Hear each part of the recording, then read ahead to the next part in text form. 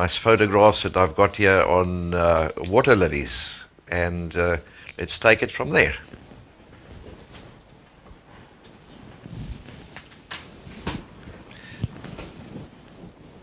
Okay, here we go. So let's scroll up a little bit. Right, here's some nice water lilies that I took in South Africa in one of the caravan parks. They're just outside Pretoria, and we'll see in the photographs today that the lotus flower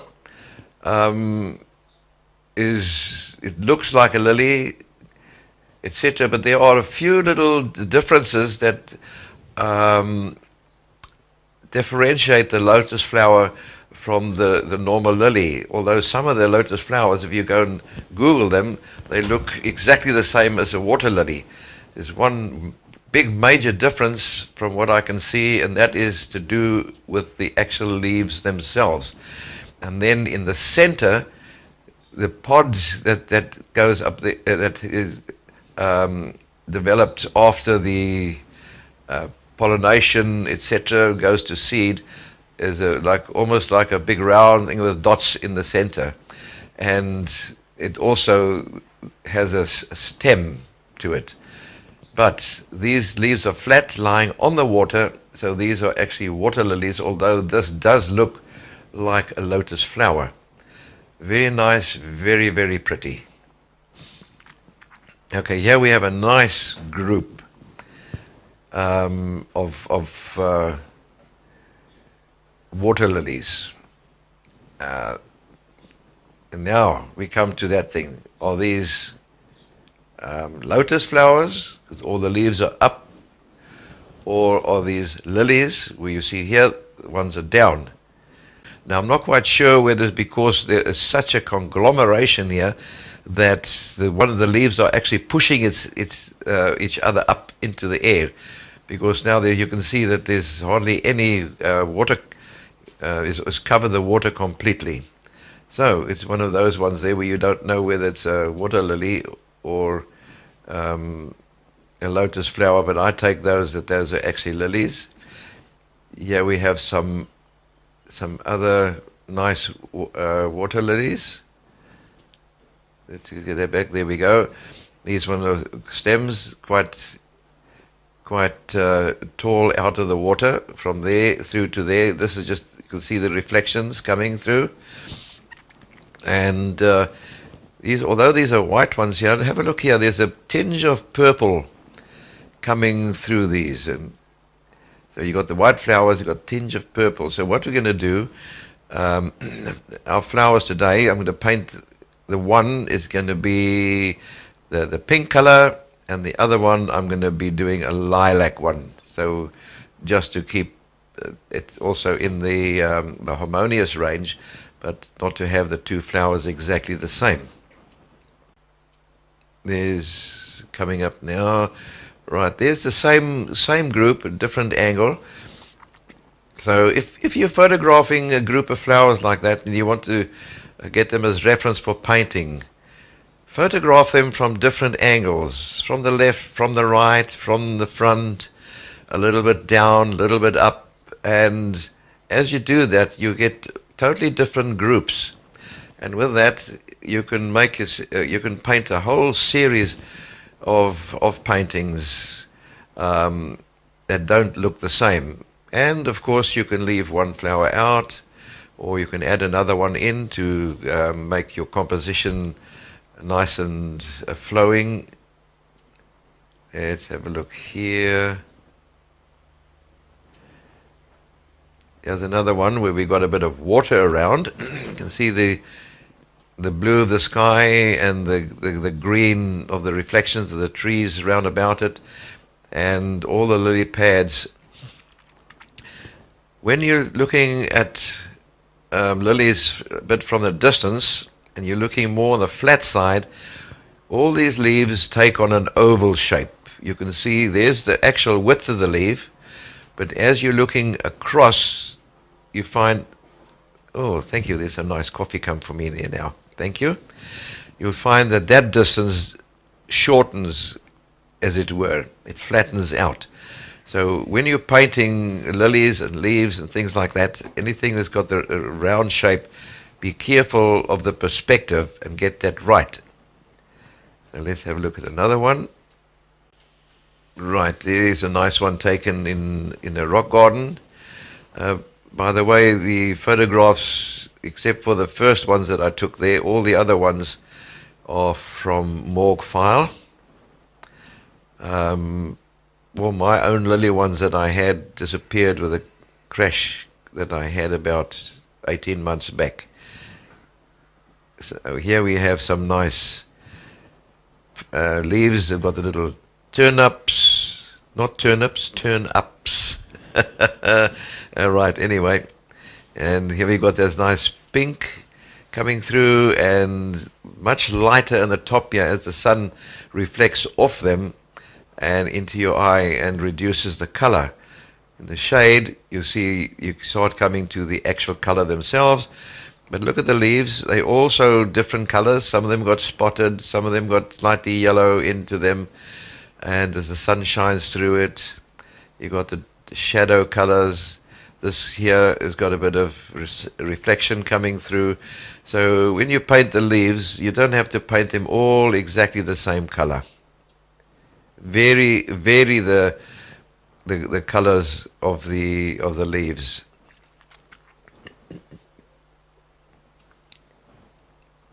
Here is a very nice one. You can see they use differential focusing, where the focus, we used a very wide open aperture to blur out the background and sharpen up into this area here. So this one is lovely and sharp. You can see the nice, beautiful colors into this one here. And you've got the leaves looking slightly further away, so they've still got the oval shape, but not as flattened as the previous ones. There are all the nice water drops on these ones here. And when you paint lilies, add water drops either on the lilies or on the leaves as well too, because when you have a lot of water around, a lot of people expecting some water drops on there. So when you do your paintings, you can, we're going to add some on our leaves, but you can really go to town on your painting. And even if you've got stacks of water drops on, nobody's going to query it. This is an interesting one. We've got a nice pink color here and a nice maroon one on this side. We have some leaves that are nice and green, but look who's hiding behind and taking shade under the flower. Nice little froggy there. So if you do a painting, a little frog on a lily pad will also give you some nice interest. Sometimes you can paint how about a painting just with a lily pad and a frog on it, with some nice water drops. That will make a nice little painting on its own. And here is a nice sample which you can use. Download this one here from Morgue File, and you can go to town. I would make him looking in though. Sorry? I would just make him looking in. Yeah. Or put him, if you want to use one exactly the same as this one, what you do is you'll put him on this side here, because that will be the focal point. So you'll put him on the third across here, so he's looking into the painting. This one here, be careful when you do things like this, because they have what they call looking space, and here is looking straight out the picture. So if you put this one in here, it'll take your viewer's eye out. But of course, when you're taking a photograph, there's nothing you can do about it except shift around. I would have shifted around a little bit there, but of course he's more after the flowers than the frog. Well, you can always ask the frog nicely, you never know. Yeah, maybe tell him, froggy, would a wooing go? And then, of course, then he'll jump off the pad. Or you can give him a kiss. Turn into a prince. Okay. Oh, I should have done that years back then. I would have looked so nice. Okay, yeah, we have a nice one here where we have this absolute mirror reflection of this. And you've got a nice insight to the inside. And the inside of this one here reminds me very much of a protea flower, the way that these are in the center. And a bit more open, but it looks very much like a protea flower to me. Yeah, we got a nice leaf, but look at the serrated edge of this particular leaf, also wobbling up and down. Very, very interesting. Here we've got a nice browny color in the water as well. The water doesn't always have to be blue or green. You can add this brown color in as well too, which reflects if the water is shallow and the ground underneath. You can put some brown in there as well, and that can also lift out your color as well, and also not make it too bright, and give some nice earthy color to your painting. There's a nice interesting one as well too, where the photographer caught this one very, very nice with the little old dragonfly up the top. So you can also, and you'll get some Google some pictures of dragonflies, etc., and you can add them also above your paintings of any of your lilies or any other flowers for that matter. You can add butterflies, anything to make your painting look nice. And here we have a very nice blue in there.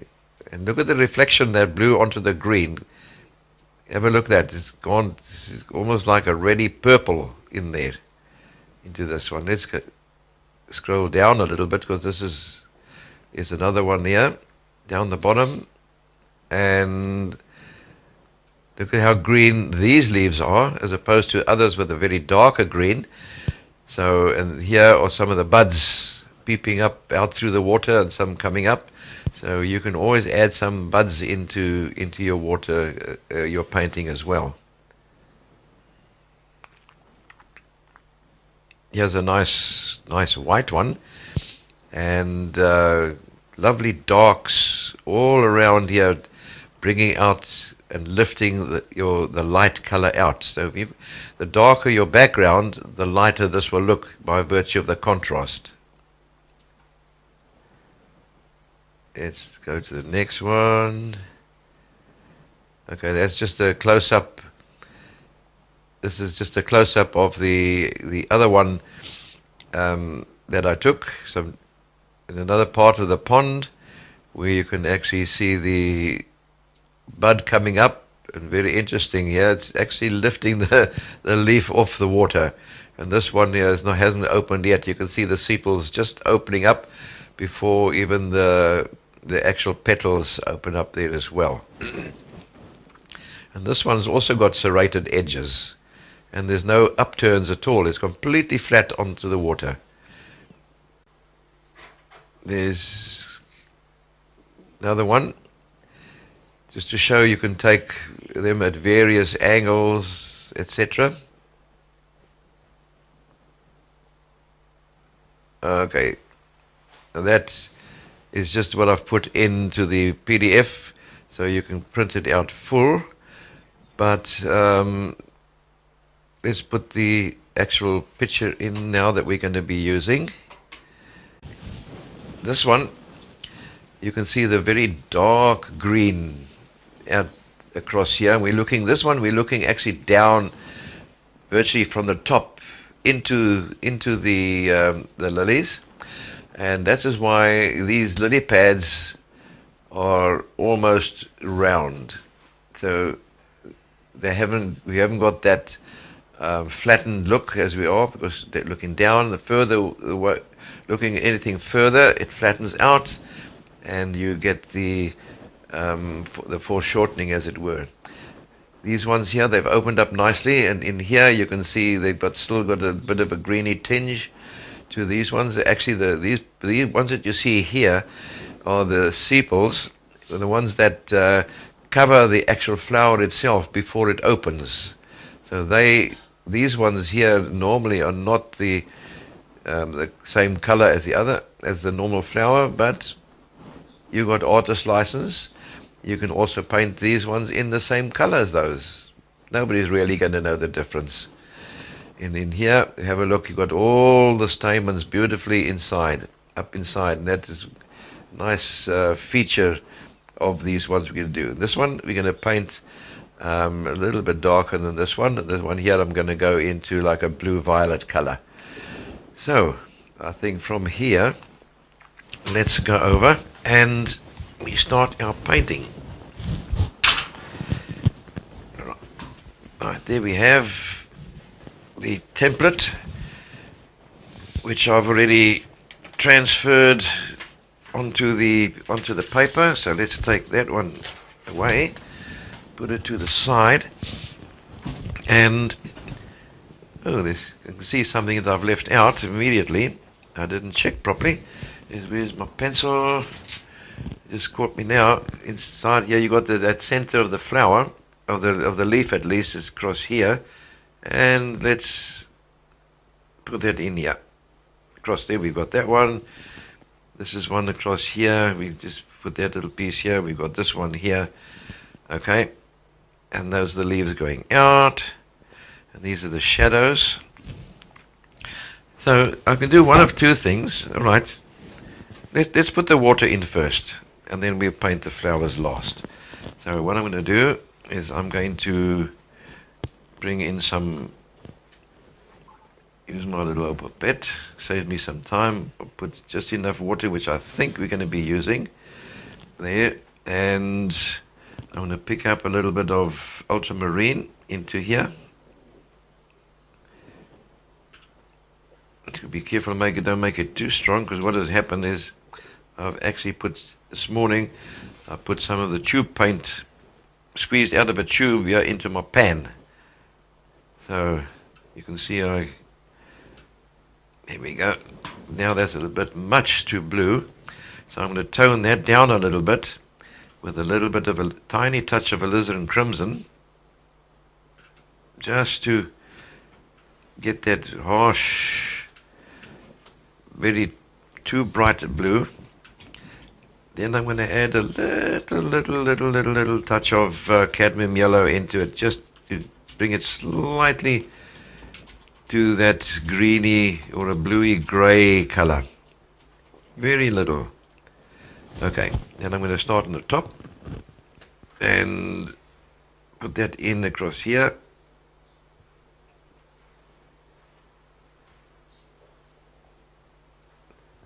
Nicely to the edge, that one's go out.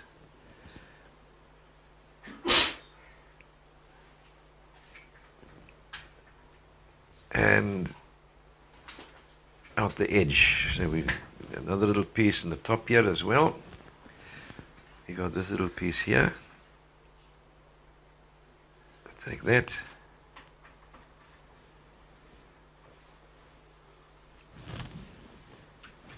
Go on a little bit over the one petal there, but it's not serious at this stage. That's all I do is I come along and I take a bit of that and just tap it there,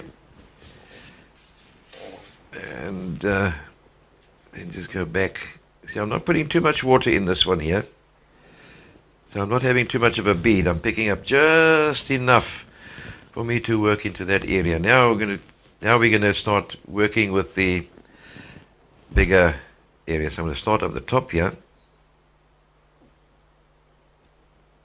Carefully just put that in. Just for fun today, instead of using the flat brush, I'm using a round brush.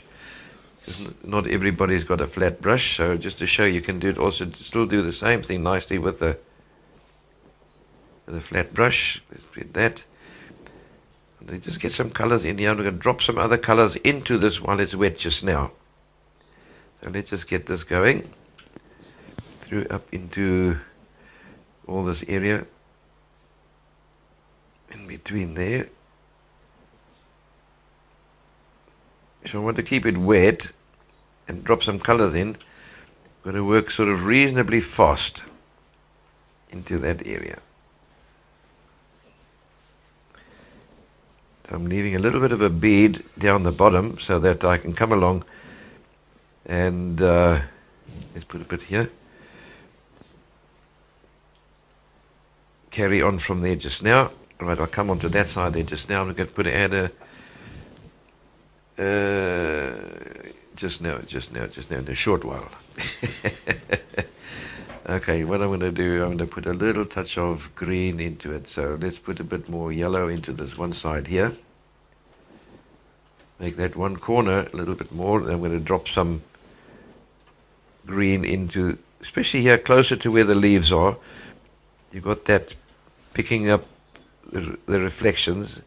I'm not trying to get it too even. Just putting some inside very carefully. While it's wet, you get this nice merging carrying on. So let's put a bit into here. Now leave some of the blue. Don't forget, underneath this water, there's a lot of movement of stuff behind. And I think I'll just to add, I'm going to add a few little, it's not quite dry yet, so I'll put a few little marks on the top here just to balance out the colors. So I'm going to pick some more of this. Let's just carry on underneath there with that bead and just give it a bit of a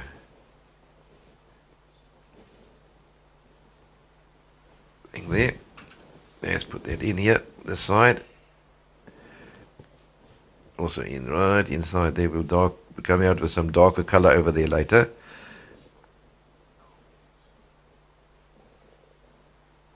There's a shadow there, so we go over that shadow area. Let's see, there's a leaf, petal that comes out that side.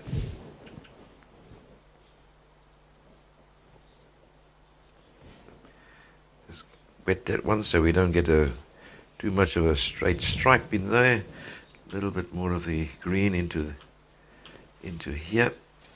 Let's take a tiny touch. I'm going to darken some of this as it's coming closer. I'm going to add some bit of a darker green inside here now. I'm just going to put some in and get some of it. Just you see, it's already starting to merge. Put some darker green across there. Bit of a darker green in here. I'm not trying to get them absolutely even. You've got all sorts of reflections above, below. Shadow areas will come in a bit later. So right now let's carry on here.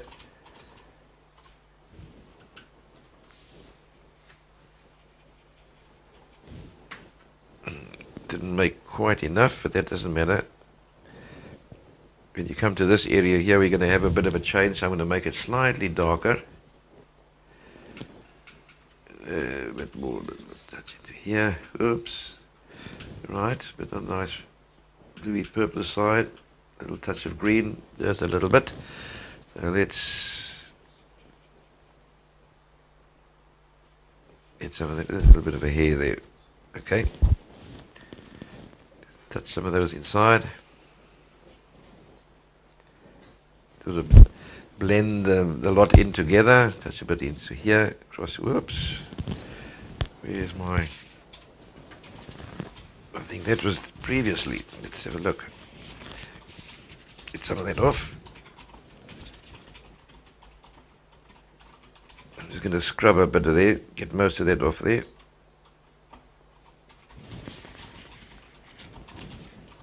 There we go. So let's get that in here.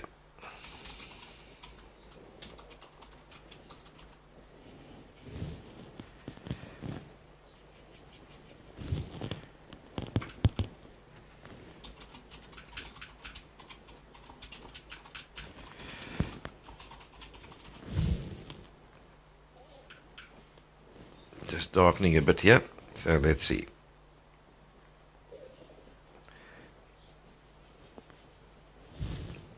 So we don't have the even color all the way. You find that water close to you is picking up more of the sky above, and the sky above you is darker than the color of the sky towards the horizon. And this is why if you have a look at a lot of the waters, it's close to you, it can be quite dark and almost like a very bluey purple color. Right, let's put that in there. Right, I think we can need a little bit more green, so I'm going to pick up a tiny bit of viridian into this mix with a little bit of ultramarine blue. So we've got that sort of color. So while this is still wet, let's add a few little darker areas down the bottom, picking up reflections all over the place. Got some, especially down in here where you got these shadow areas. Let's put a little bit there. Got some shadow in there. Let's take some of this darker color, and I'm going to, the tip of my brush, bring that up into there. And there's part of the,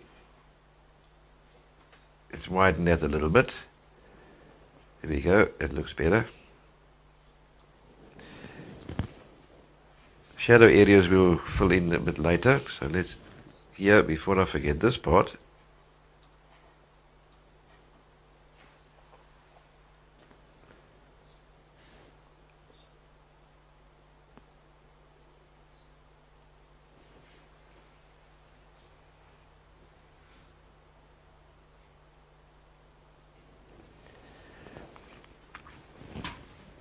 it will go through into there like that. Okay. Right, I think that's okay for this part at the moment. I just noticed something here when I worked the top. I had some paint on my hand, and always just clean water like that, and then just tip it up. There we go. So, right, there's this hair dryer quickly.